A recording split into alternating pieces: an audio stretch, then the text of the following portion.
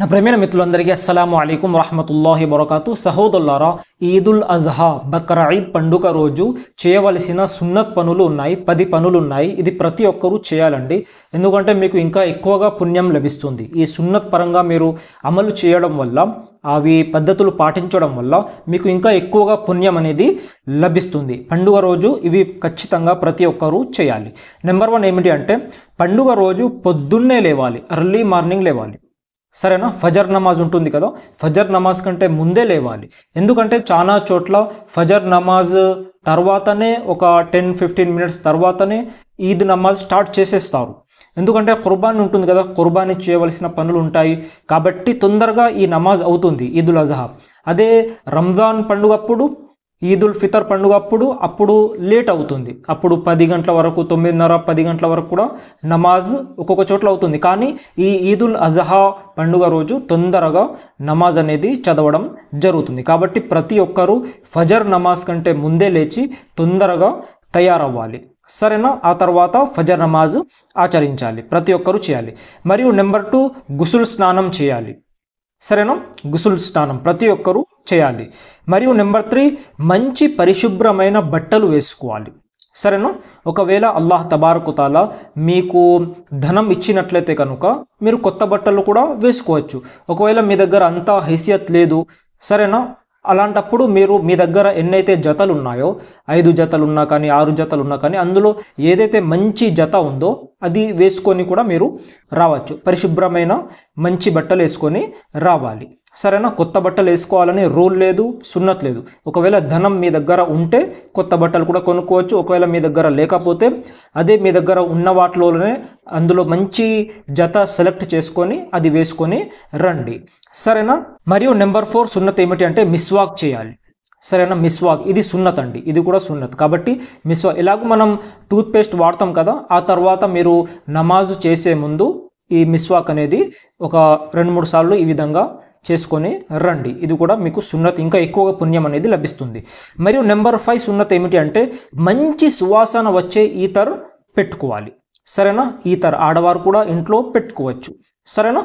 మరియు నెంబర్ 6 పద్ధతి వచ్చేసి, ఈద్ యొక్క నమాజ్ ఈద్గాలో చదవాలి. ఇది సున్నత్.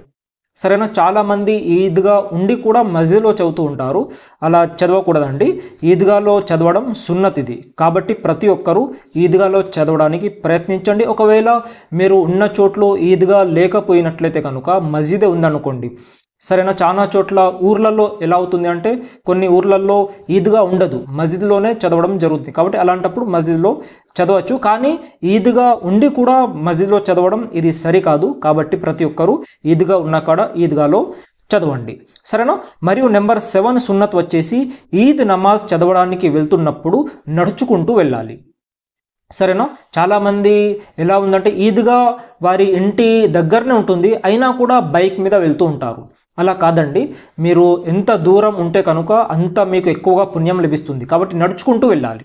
సరేనా? ఒకవేళ చాలా దూరం ఉందనుకోండి, ఒక 2-3 కిలోమీటర్ల దూరం ఉందనుకోండి, అలాంటప్పుడు మీరు బైక్ మీద కూడా వెళ్ళొచ్చు. కానీ దగ్గర ఉందనుకోండి, మీరు నడుచుకుంటూ కూడా వెళ్ళగలుగుతారు. అలాంటప్పుడు నడుచుకుంటూ వెళ్ళడం ఇది సున్నత్, మీకు ఇంకా ఎక్కువగా పుణ్యం అనేది లభిస్తుంది. సరేనా? మరియు నెంబర్ 8 సున్నత్ వచ్చేసి, మీరు ఈద్ నమాజ్కు వెళ్తున్నప్పుడు ఒక దారి గుండా వెళ్ళాలి, ఇంకో దారితో రావాలి. సరేనా? మీరు వెళ్తున్నప్పుడు, నమాజ్కు వెళ్తున్నప్పుడు ఒక దారి గుండా వెళ్ళి ఇంకో దారితో మీరు తిరిగి రావాలి. సరేనా? మరియు నెంబర్ 9 సున్నత్ వచ్చేసి, ఈదుల్ అజ్హా నమాజ్కు ముందు తినకుండా ఉండడం ఇది ముస్తహబ్. సరేనా? ఇప్పుడు ఈదుల్ ఫితర్, అదే రంజాన్ పండుగప్పుడు అప్పుడు ఈద్ నమాజ్కు ముందు ఏదైనా స్వీట్ తినడం ఇది సున్నత్ కదా. సరేనా? కానీ ఈ బక్రీద్ పండుగప్పుడు ఈ నమాజ్కు ముందు ఏది కూడా తినకుండా ఉండడం ఇది ముస్తహబ్. సరేనా? చాలా మంచిది. ఒకవేళ మీకు చాలా ఆకలి అయితే తినవచ్చు, కానీ తినకుండా ఉండడం, నమాజ్ వరకు తినకుండా ఉండడం ఇది ముస్తహబ్గా పరిగణించడం జరుగుతుంది. కాబట్టి మీరు ఇది కూడా తినకుండా ఉండడం మీకు మంచిది. సరేనా? మరియు నెంబర్ 10 వచ్చేసి, ఈదుల్ అజ్హా నమాజ్ చదవడానికి వెళ్తున్నప్పుడు తక్బీరే తష్రీహ్ చదువుతూ వెళ్ళాలి. సరేనా? తక్బీరే తష్రీహ్, అల్లాహు అక్బర్ అల్లాహు అక్బర్ లా ఇలాహ ఇల్లల్లాహు అల్లాహు అక్బర్ వలిల్లాహిల్ హమ్ద్. ఈ యొక్క తక్బీర్ అనేది చదువుతూ మీరు ఈద్ నమాజ్కు వెళ్ళాలి. కొద్దిగా గట్టిగా చదువుతూ వెళ్ళాలి, చాలా గట్టిగా కాదు, కొంచెం గట్టిగా మీ పక్కన ఉన్న వారికి వినబడాలి, సరేనా? అంత గట్టిగా కొద్దిగా చెప్తూ మీరు వెళ్ళాలి ఈద్ నమాజ్కు, సరేనా? ఈ 10 సున్నతులు ఉన్నాయండి, పద్ధతులు.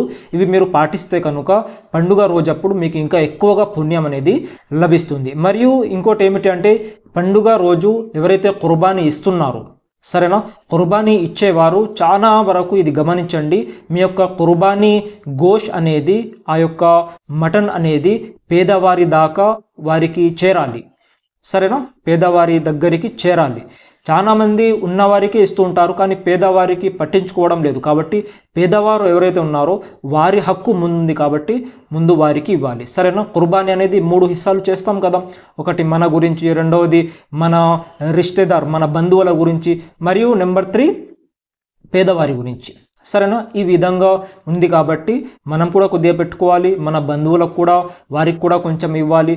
మరియు పేదవారు, ముఖ్యంగా పేదవారు, ఎందుకంటే ఉన్నవారు సంవత్సరం మొత్తం తింటూ ఉంటారు, కానీ పేదవారు ఏదైతే తినలేని స్థితిలో ఉంటారో వారు ఎప్పుడో ఒకసారి తింటూ ఉంటారు. కాబట్టి వారి దాకా మన కుర్బానీ గోష్ అనేది వారి దగ్గరికి చేరాలి, సరేనా? అలాంటప్పుడే మనకు ఎక్కువగా పుణ్యం అనేది లభిస్తుంది. కాబట్టి ఇది ప్రతి ఒక్కరూ గుర్తుంచుకోండి. మరియు పరిశుభ్రంగా ఉండండి, ఏరియా పరిశుభ్రంగా చేసుకోండి. ఎందుకంటే చాలా చోట్ల కుర్బానీ ఇచ్చే కాడ శుభ్రంగా ఉండడం చాలామంది చేయడం లేదు. కాబట్టి దీనివల్ల సొసైటీలో మన చెడ్డ పేరు వస్తుంది. కాబట్టి అరే ముస్లిమ్స్ వారు ఈ విధంగా బక్రీద్ పండుగప్పుడు మొత్తం గలీజ్ చేస్తున్నారు, ఆ కుర్బానీ దాంట్లో అవి ఇవి మొత్తం తీసి అక్కడక్కడ పడేస్తున్నారని చాలా చెడ్డ పేరు వస్తుంది. కాబట్టి ప్రతి ఒక్కరూ శుభ్రంగా ఉంచుకోండి, ఎక్కడైతే కుర్బానీ జరుగుతుందో అక్కడ శుభ్రంగా ఉంచుకోండి, సరేనా? ఈ వీడియో వేరే వారికి కూడా షేర్ చేయండి. అస్సలాము అలైకుం రహమతుల్లాహి వబరకాతుహు.